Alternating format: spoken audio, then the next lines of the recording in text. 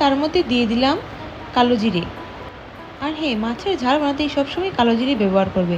আর এখানে যে পেস্ট করে রেখেছিলাম তো সেটাকে আমি ফেলিনি। এখানে যেহেতু গ্রেভিতে জল লাগবে তার জন্য আমি জারে একটু জল দিয়ে দিলাম, তাহলে মশলাটাও ওয়েস্ট হবে না।